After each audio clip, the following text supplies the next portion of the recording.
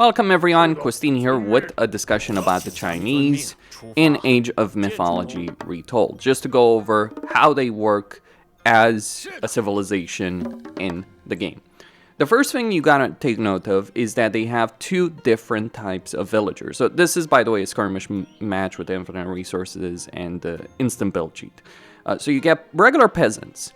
And the way I would describe the Chinese peasants and the Chinese economy in general is, in terms of things like food, wood, and gold, they remind me the most of the Greeks in quite a lot of ways. They do have certain unique aspects to it, to be sure, but there's a good mix of, say, the Greeks with some Egyptian stuff in there, and yeah, some influence from, you could say, the Norse, Atlanteans, and so on. So you get regular villagers, then you get Quafus. Quafus are special villagers. They gather wood and gold 4 times as fast, I believe so, and food twice as fast. So they are capable of really gathering these kind of resources much faster than regular villagers, but they are also pretty expensive. They cost 100 gold, they cost 17 favor. You do start with a Quafu, but getting another one can be tricky. Keep in mind that these are not necessarily the most durable units. I mean, they're more durable than regular villagers, but they're not necessarily the fastest in terms of their movement speed, so you gotta keep that in mind. They are vulnerable. Then you have your scout in Age 1, the Pioneer. Now, the scout is a ranged hero. Not really durable, not really great against human units, but he does have that 6.5 damage multiplier against myth units. And that's what you're going to get in the Archaic Age, beyond god-specific things. You can also use Terracotta Riders, which allows you to summon for urgent defense. So this can allow you to defend your base of operation. You can only use this once from a town center. Now, moving on to Age 2, let me just build a village center. You can see over there that it doesn't work to summon Terracotta Riders again. And, well, it doesn't work from a village center. Let's check if it does work from another town center right there. Yeah, you can do it once per town center. So this is like Egyptian mercenary cav, though you can only use it once per town center, though not for village center. In terms of resource gathering, you have the silo. This gives you all of the resource upgrades, and you can get wood, gold, food. It is from the same building over there. Now, in terms of military construction, well, let's talk about markets. Like, markets are markets, as you might expect. You might have a special ox cart with a particular god. Then you have your regular blacksmith.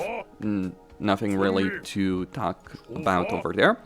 And then you have, if I go into Age 3, actually, and we take a look at what we get the machine workshop. So this trains archers, Chukonus, siege crossbows, and X carts in Age 4. Okay, but you need to obviously train a fortress, that one right there. So let's just go with the fortress. So you got your tier 3 siege unit in the siege crossbow, which is kind of like a ballista, and you have your X cart. So if we train one of each over here, I do think I need some houses. Right there. So what we have is your fire archers. These are not fire lancers.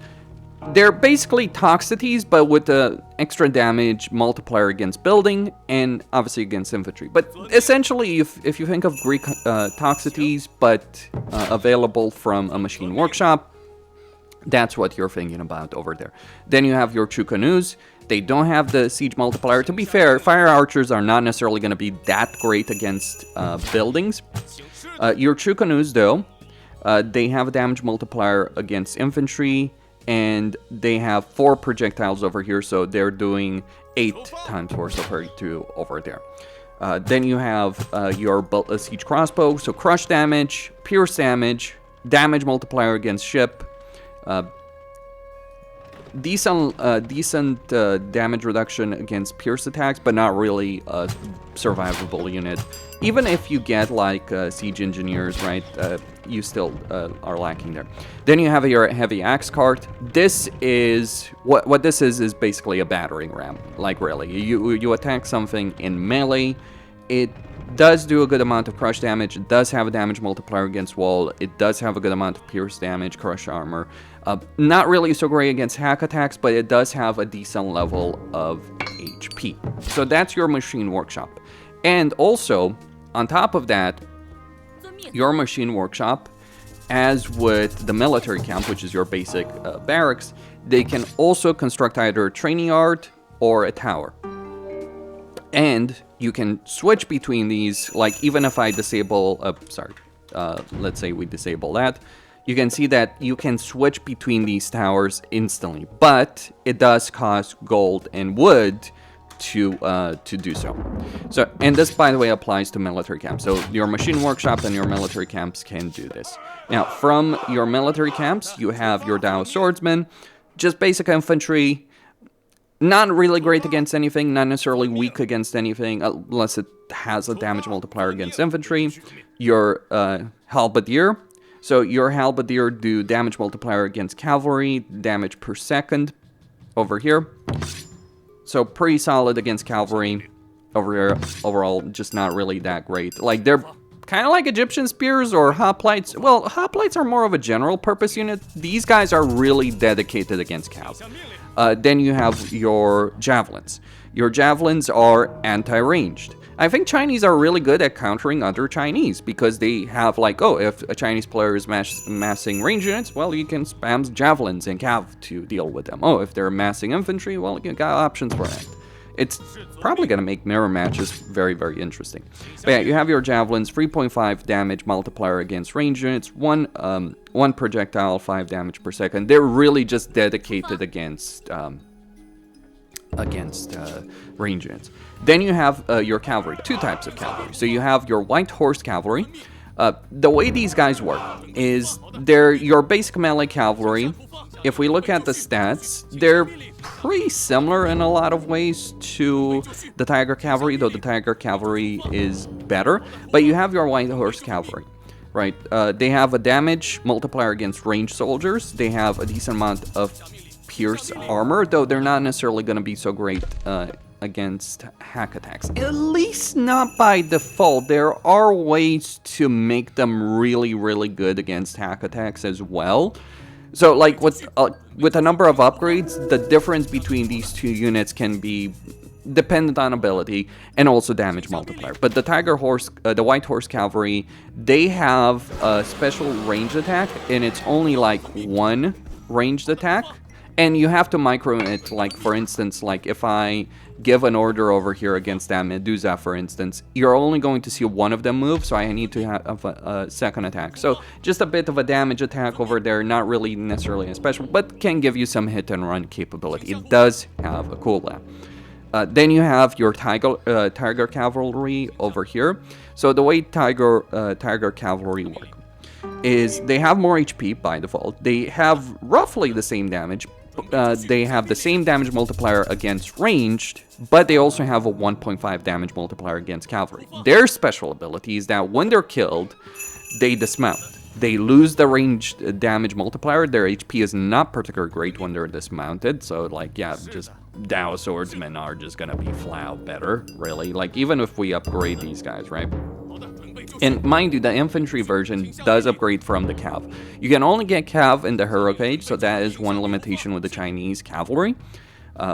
But these guys are essentially kind of like a halberd, not really like a Dao swordsman. You shouldn't view them as a Dao swordsman. When they're dismounted, they're good against cav. They're not so good against they're not so good against infantry or ranged units. But hey, you do get that extra kind of capability. Cost-wise, if we look at the cost, obviously the Tiger Cavalry is more expensive because you're getting 2 units for a cost of 1.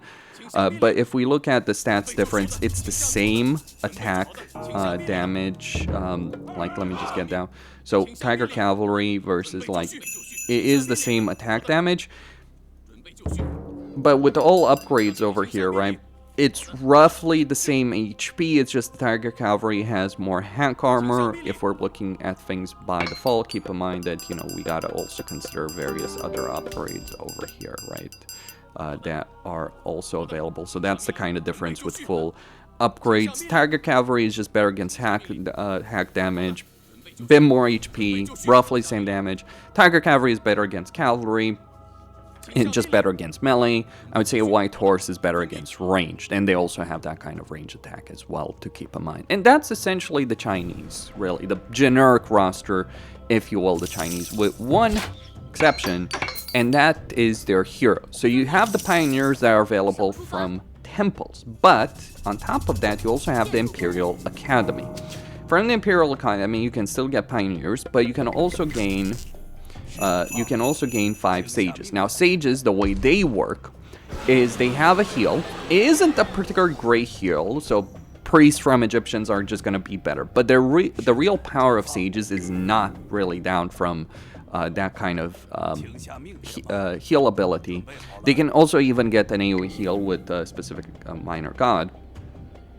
But what their real ability is that they can target an enemy myth unit, stun it. So any kind of myth unit, like it can be some of the toughest myth unit in the game. And hell, even the laser bear, like, you know, the O Canada cheat. Funnily enough, when you think about like the laser bear from O Canada, from cheats, that their stun and multiplication ability does work on that laser bear. It's kind of hilarious when you think about it. Oh, they killed my bear. Okay. But they can summon a mirror copy.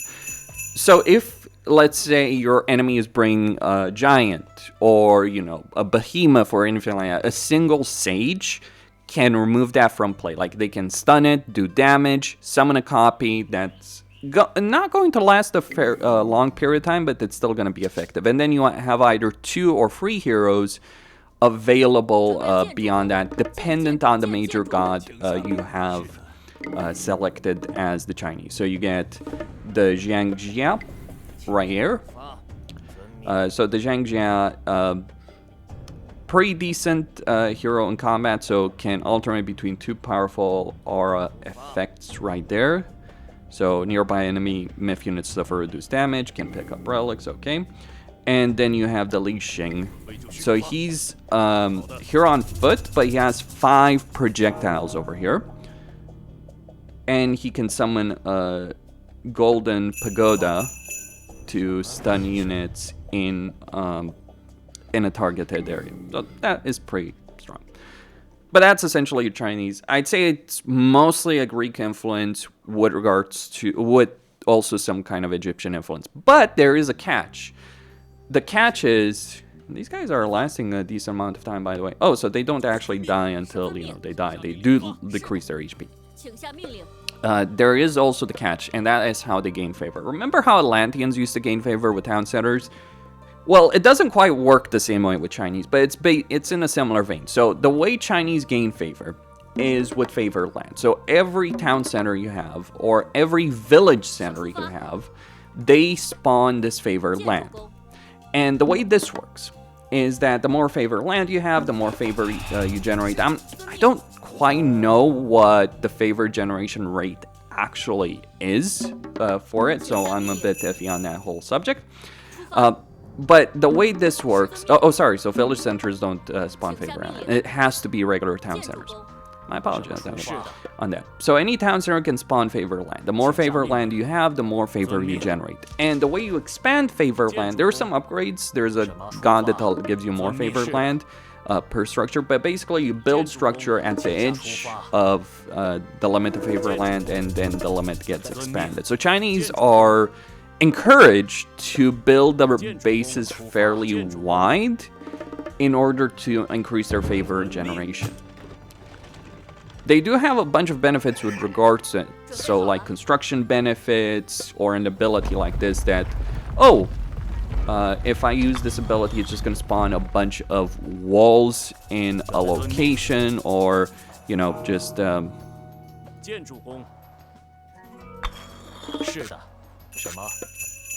you know, just spawning walls. So walls don't extend favor land. Keep that in mind. It's other buildings, it's houses, storehouses. I think if you're looking to expand a lot of favor land, one of the strategies might be just to build a bunch of storehouses across the area. Because, like, yeah, you know, storehouses, they can be easily taken down, sure. But at the same time, they're not really expensive. They're only 50 lumber. Like, really cheap. Buildings over there, not really that big of a deal to deal that. By the way, your terracotta riders can't be destroyed. Can't be healed. Just worth pointing out. There might be some other ways of getting some ridiculous level of healing, but that is just the generic aspect of the Chinese. They do have some ludicrous level of power, but they also aren't, like, from my perspective, on land, they don't seem necessarily that ridiculous. That's just my point of view. Like, on land, you know, they have ranged units, infantry, cavalry, and all that, but they do have weaknesses. They don't seem ridiculously good. On sea, however, things are a bit different. Let's just put it like that. So if we look at sea, they have their usual mix that you might expect. So you have things like Dujans, which are arrow ships, and they can also transport units, but it's only 5 units. Then you have Lushans, which are your ballista ships. You have your transport ships. You have the Mingchongs, which are your hammer ships. Okay, that's all well and good. But then they have the Xuan Wu. The Xuan Wu is a dragon turtle. It's pretty fast on sea, slow on land, but they're very durable, 1200 HP, and they have a poison blast attack, and you can get this for any Chinese major god, for any Chinese minor god. It doesn't matter right there. But what's kind of ridiculous with the Chinese is they can get this ability Maelstrom with a particular god, right? So it is a particular god, but this summons a vortex that does AoE damage per round while per second in a 5 radius. So Chinese mages dominate the sea. I don't know, really. I couldn't tell you for certain with regards to that, but it does seem kind of ridiculously strong with respect to that. What are their vulnerabilities? I think their favor generation is not necessarily going to be as good as, say, like the Greeks can generate a lot of favor, right? The Chinese won't have that kind of insane level of favor generation, though it might be really good. Like, it might be the second best or third best favor generation in the game, and it's certainly not something that requires you to be active, because you're just going to generate favor with favor lands. You're not having to task villagers on it, you just have to build buildings. The downside is the actual rate of favor generated is not that great, but it doesn't require you to be active. Like, even with the Atlanteans who just rely on their oracles, you do have to, you know, spread them around, and they're vulnerable and all that kind of stuff. It is a better system to rely on, like, storehouses for favor generation than relying on oracles. But keep in mind, you might need to build a lot of buildings to be able to get a good amount of favor generation. So those are the kind of downsides. So that's just the generic Chinese roster. Let's talk about the campaign, and let's talk about the specific gods, the major gods and minor gods. With respect to the campaign, you have the Pillars of the Gods campaign over here, which has 9 missions.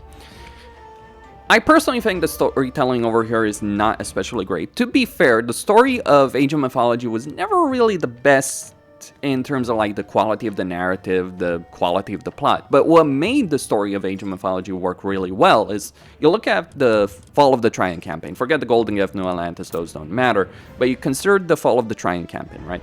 You start with the Trojan War, which is something very iconic. A lot of people understand that. A lot of people comprehend that.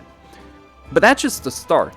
Then you also have Gargarensis, and the reason this story works is, one, it's copying the Odyssey. So you know how Odysseus goes on that world-spanning journey? Well, Arcantus is doing the same thing. Like, Arcantus is Odysseus 2.0. At least his story has, like, a clearer goal to a certain extent than what Odysseus is doing. Odysseus just gets up to a bunch of bullshit in the Odyssey, suffice to say. He's trying to get home, but it's like his going home is like, yeah, I'm just gonna waste years of my life dealing with all kinds of bullshit.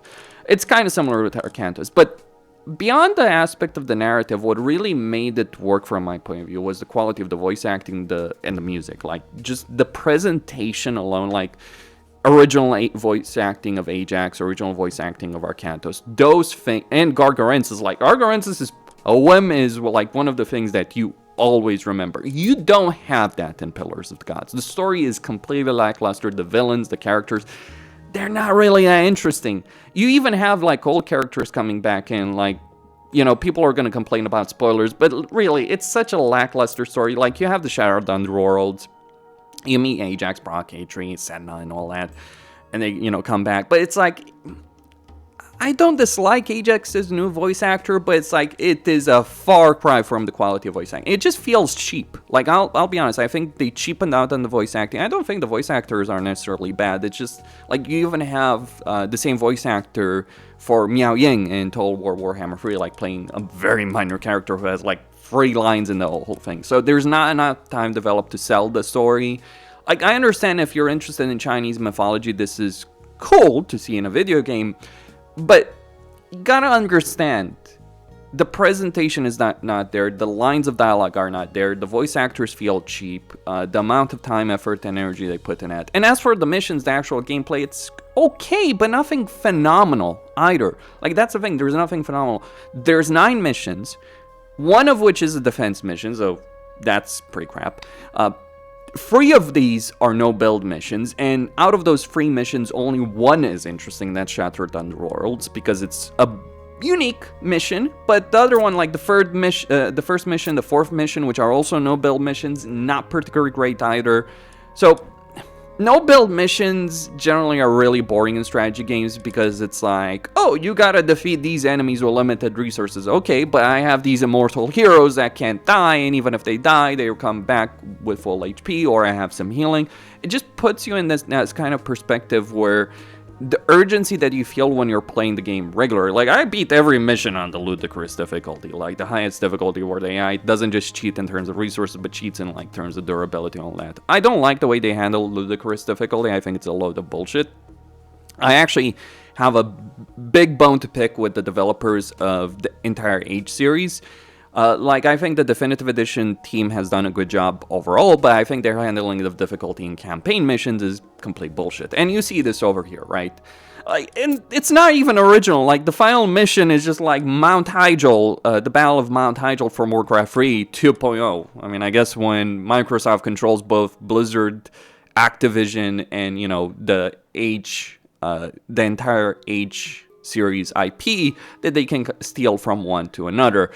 But it's nowhere near the same freaking level. Like, there was, like, in a way you could say this is like the Night Elf campaign, but the thing about the Night Elf campaign is there was a lot of build-up towards those events over there, whereas here there was no build-up. It's like, oh, there's this guy who's trying to destroy a world, and the world unites against him. It's like, you compare that to Archimonde in Warcraft 3, there's a lot of build-up to Archimonde and what's going on. That's why it makes it impactful. So the campaign, honestly, it's not really that interesting.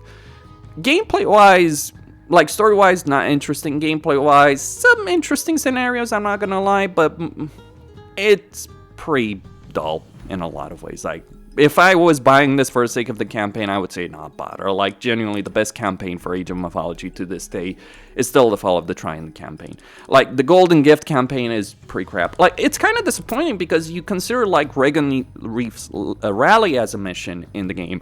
And Regan Leaf's Rally is a much better mission from every perspective. Voice acting, story, presentation. Like, yes, the new Gargarensis voice actor is nowhere near as good as the original, but at least he has something going for him, right? So you have a story thread that's connected to the main story that we saw. We have interesting gameplay. It's a difficult mission. It's a fun mission. It's an interesting mission, and it's there to show you a new god.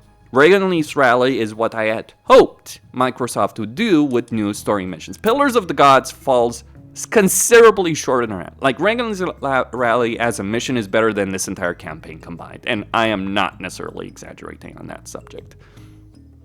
So just make of that what you will. Okay, but let's talk about the various gods, the major gods and minor gods of the Chinese. In terms of major gods of the Chinese, you have Fuxi, Nuwa, and Shennong. Starting with Fuxi, he is the god of civilization, culture, and heaven. His focus is on human soldiers and heroes. His god blessing is yin and yang. He gains 300% research on favorite land for buildings, and then military camps and machine workshop additions, be it the towers or the training yards, cost minus 50%. So you can switch between them faster, be it a defensive benefit or a building benefit. He also gains access to a special hero, the Nizah, in the classical age, that gets stronger each individual age. So if we look over here at heroes, you have the Nizah at tier 2. Then you get the Nizah getting stronger and stronger and stronger with each tier. And yeah, tier 3, he's pretty damn strong, especially against myth units. He can also collect relics in the second age, worth pointing out. Now, in terms of his god power, he has the Peach Blossom Spring. It targets a location which creates a Peach Blossom Spring, which starts stockpiling resources, be it wood, food, or gold. I'd probably recommend using it for gold, but that's just my perspective. Now, these stockpiles grow over time, but it will stop growing once you task a villager to start gathering from it. This is a good way of having an emergency gold stockpile if, say, you run out of it. Because one of the key resources that you may run out of is obviously gold. And that can be a problem. You can also switch between these resources fairly easily, depending on what you need. Then you have Yin and Yang. He alternates between giving your peasants and Quafus 10% gather rate, or 10% damage for your human soldiers and siege weapons. This happens every 4 minutes. He also has celestial weapons, so your pioneers and other heroes gain 1 divine damage. Your Nizahs get 2 damage. So sages and pioneers get 1 damage, and Nizahs get 2 damage. The tier 3 hero gets 3 damage, and the tier 4 hero gets 4 extra divine damage. And then on top of that, he reduces the hero train time and increases their endurance, or decreases their vulnerability to hack and pierce attacks. So he's about making your heroes stronger and training them faster, though he's not buffing the HP of them. Then you have Nuwa. Nuwa's focus is on peasants, Quafus, and defense. She has Creator's Auspice as a god blessing. On favor land, foundations automatically construct. So basically, when you put the building down as Nuwa, a building will start automatically constructing. If you want to build it faster, you can task more villagers, but essentially the effect is roughly as if you had the single villager working on it, the single peasant working on it. Then building spread extra favor land, so this is a favor benefit, and cavalry have 10% HP. Her god power is creation. This creates a number of clay peasants. It starts at 2, it goes all the way to 25, as you saw. So that is pretty ridiculous. Creator's Auspice, she reduces the peasant cost and improves building HP as you earn favor. She has a Quafu Chieftain, a powerful Quafu hero who responds when lost. And she also can make Quafus more durable, because they're not especially durable as units by default. Then you have Shennong, farming, myth units, and healing. His blessing is Gift of Beasts on favorite land. Myth units recover 1.5 HP per second, increasing by 1.5 per age. Farms are available in Archaic Age and build instantly, and the farm upgrades are researched for free once you get to a particular age. So he's all about farming. His initial god power is Prosper Seeds. It targets 2 farms with the Seeds of Prosperity. They will produce food faster, heal nearby villager, and make friendly units on them invisible. Then you have the Gift of Beasts. He summons myth units from the next stage at your temple for free as you're in favor. And this happens throughout a match, so you can get a good amount of free myth units from him. Then you have Herbal Medicines. He teaches sages to heal faster and restore the HP of multiple friendly units at once. So it's not going to be the best healing, but it is AoE healing that you do have available for that. Then you have the Peach of Immortality. He ripens the Peach of Immortality, which grants heroes and myth units more HP. So if you're thinking about Shennong giving you damage for heroes and decreasing their vulnerability and increasing their train time, you can think of Shennong giving them HP by 15%. And also myth units by 15%. So this is where I'm talking about like the Greek influence. So like you can say Fuxi is kind of like Zeus, Shennong is kind of like Hades, I guess you could say. In terms of minor gods, you have in H2 Suanu, Chiyu, and also Hautu. So looking at these minor gods, Suanu, she has an invisibility spell, a vanish spell that she can use, or god power on units for a short time. That makes them invisible. Attacking will reveal their position. She has the Lina as a healing unit that heals in an area. Not very durable, not a great damage dealer, but a really good support myth units, and then obviously an upgrade for the Killings. She has reincarnation, so for every 5 human soldiers that you lose, 1 is summoned of a type that died. Then she also has divine books.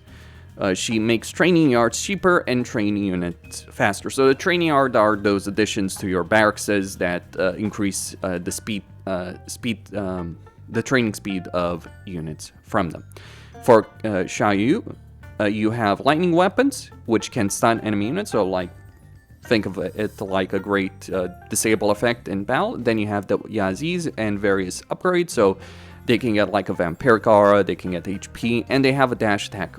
If I were to compare these Yagis to anything, think of the Wolf Sith from Dark Souls 1. Not really the most durable, but can have a good amount of movement on the battlefield, a good amount of control, and can do a decent amount of damage. But yeah, certainly a glass cannon type unit.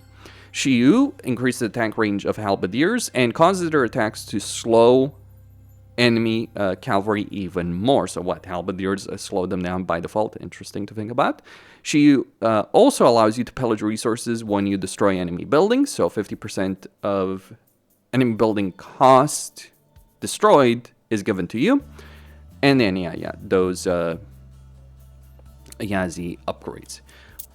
The final one is Hautu. She has that Earth Wall ability, so that's a very strong defensive benefit because those walls are fairly durable. And on top of that, each of those walls acts like a gate. So you get like a circle of gates around the location where you summon those walls, which you summon around the building. You have flying tigers, Guang Yi, which are pretty decent in a fight, good against human soldiers. You have advanced defenses, so she gives you her defensive knowledge, improving tower and fortress damage, range, and line of sight, and also allowing you to upgrade wall towers into ranged towers, so sentry towers, various benefits over there. She gives you chasing the sun. She imbues Quafus and peasants with a strong work ethic, causing them to build faster, so build work rate for building plus 25%, and for town center also 25%, so faster building times. Hautu blesses your drop sites that are in favor of land, increasing the amount of resources earned from each deposit, and dropping off resources generates 5% more. Hautu also just buffs your flying tigers, really, increasing their armor for each nearby enemy unit. Pretty solid unit, pretty strong unit, durable enough, does a decent amount of damage, and just gets more durable as it's taking damage with this upgrade. So that's with regards to H2. In H3, you have Go Mang, God of Spring, focus on cavalry and wood gathering. He has forest protection, target a friendly building to protect the surrounding area. This is gonna cause a root effect around units that are in that radius around the building. You need to destroy the building if you want to get rid of that effect, so a strong defensive benefit. Tao Wu. These are kind of like behemoths for the Chinese. Not as durable, but more maneuverable because their special ability allows them to just get right into the combat. He gets Vibrant Land, which brings an early spring, causing trees to periodically grow near your houses and allowing you to gather wood faster and deposit it to houses as well. So basically every single one of your houses is going to be a drop-off point as well. So pretty strong wood benefit over there. Hooves of Wind. He imbues your cavalry with the power of wind, increasing their speed and hack armor. He also buffs the Tao Wu, so the charge damage of their special attack is increased by 50%. And then he gives you the Maelstrom ability, which spawns a vortex when your arrow ships are attacking an enemy, 20% chance on that. The other god is Nuwa, goddess of drought. Myth units and ranged soldiers focus. Drought. This causes enemy buildings to be easier to destroy and prevents all construction and repairs in a particular area. She has the Tau T Myth unit, which can devour an enemy human soldier. Has a special ability and gets stronger through that. She gives your arrows, bolts, and javelins a benefit, allowing them to melt the armor of the enemy armor. So, Scorching function, which reduces enemy pierce and hack armor by 1% per hit for 5 seconds. So, yeah, that pretty much stacks. Rock Solid, she encases Myth units in gravel shields, increasing their armor, especially while standing still. So some durable Myth units can become even more durable. This is particularly useful with Tauties, right? Help keep them alive. So 10% vulnerability to hack arm attacks and pierce attacks over there, and a maximum while standing still of 60% vulnerability, minus 60% vulnerability. She increases the Tau T appetite, allowing them to use their special attack more often. And it's pretty instant, so it's a really powerful attack. Then she has Demo Ships. So she can transform your fishing ships into demo ships. Yeah, Age of Empires 2 inspiration over there with the Drought ships. Then the final H3 god is Rousseau, god of gold and autumn, focus infantry and trade.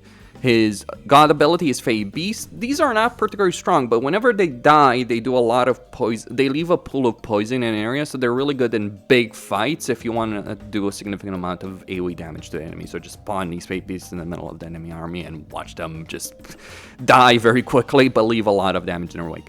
His Myth unit is the Baihu, Myth unit of the Powerful Strike. So this will send units flying, but he'll also stun the particular unit that he's attacking. That peeks you. It's a special Ox card, nothing special about necessarily special about that, just a better Ox card, at least by default.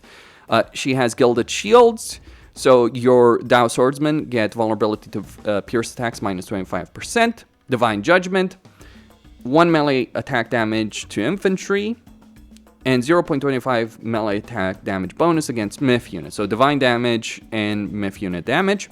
Then she also buffs those special Ox cards, which means that they're also generating wood and food. And then you have the Red Cliffs Fleet. She retrieves shipwreckage, spawning a free Meng Chong, so a hammer ship, or he spawns a free hammer ship for every free that are lost. So significant naval benefit. Those are the Age 3 gods.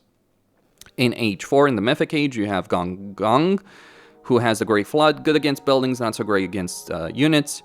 He has the King Long, flying Myth unit, unleashes damaging Blast of Water, so pretty good damage over there. Remember, it's a flying unit, so it's pretty vulnerable. It's also not really that cheap, though it's not the most expensive unit.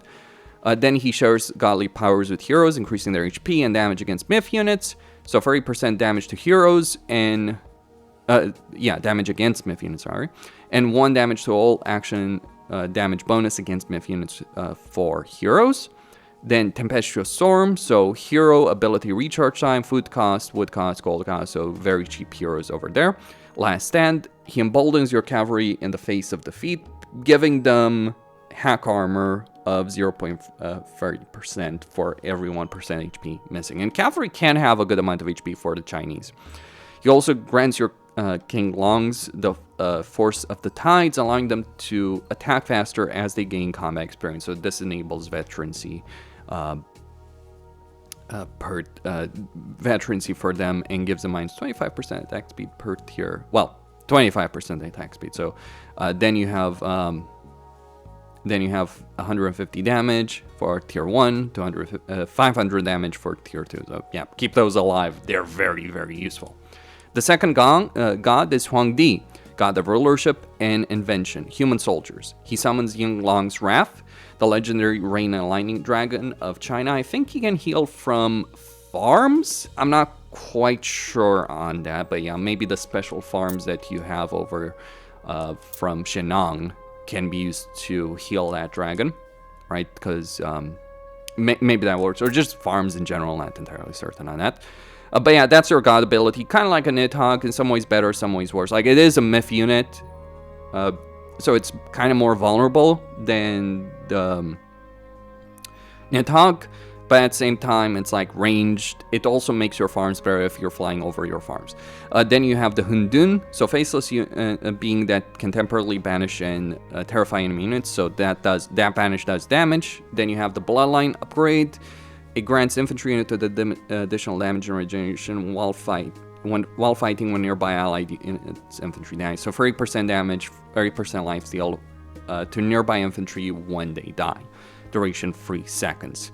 Then you have Silk, Villager HP, Human Soldier HP, and then vulnerability to hack attacks reduced by 10% for villagers and human soldiers. Then you have Imperial Order, reducing the gold cost for your swordsmen, halberdiers, javelins, and then military campwood cost, gold cost, and for also the socket. Camp socket, so yeah, the training area, I guess. Food cost, wood cost, gold cost. Okay, weird with the food cost. Then you have the power cast. He causes Hundus to deal more damage to units they temporarily banish in the void. And then the final god in H4 is Zhurong, god of fire in summer. His god power is blazing prairie. Target a location to open the heavens and set the world on fire. Everything will burn. This can kill entire armies, regardless of their size. It is a really, really good and powerful ability. But you can move out of it. Then you have the Dragon Bird, if you will, or the Chinese version of the Phoenix. So I think it is better than the Phoenix. It does cost wood. Like, cost-wise, it is like, what, 4 favor more and 100 wood more. Sure. But here's the thing about this. This is a unit that does AoE damage. So does the Phoenix, but it's ranged. Like, if I can't look over it, but it is really, really good. And if you think, oh, the Phoenix is better because it can revive from the dead, don't worry about that. This thing has a way of healing itself as well. So, it imbues myth units with flaming blood. The god imbues myth units with flaming blood, causing them to deal additional damage to nearby enemies. So yeah, that's a pretty powerful AoE attack that you got over there. His technique reduces the cost of farms, increases their gathering. So you already have, like, he's available for Shennong, so you already have really powerful farms available over there, so you can get them even more powerful. And yeah, wood cost minus 8%, that's incredibly powerful. Like, if you haven't been using farms already, if you go to Zhurong, you can get incredibly cheap farms.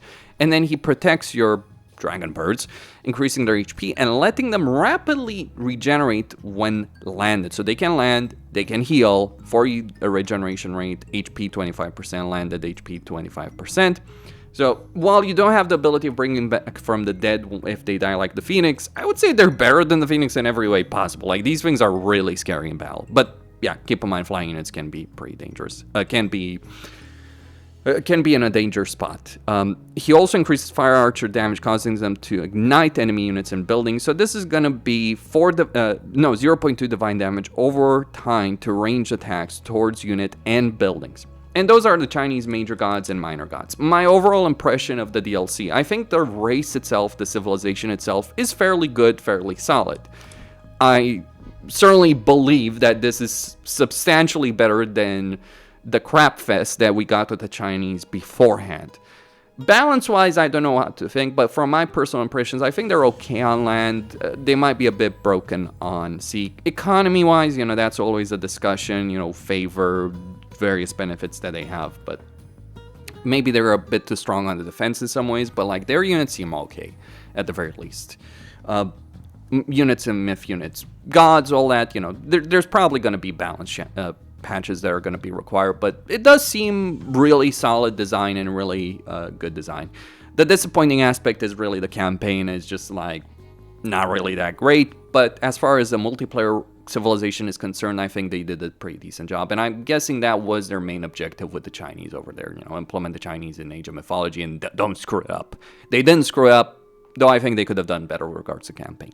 Costin signing out. Don't forget to subscribe, like, and enable notifications, and stay tuned for more.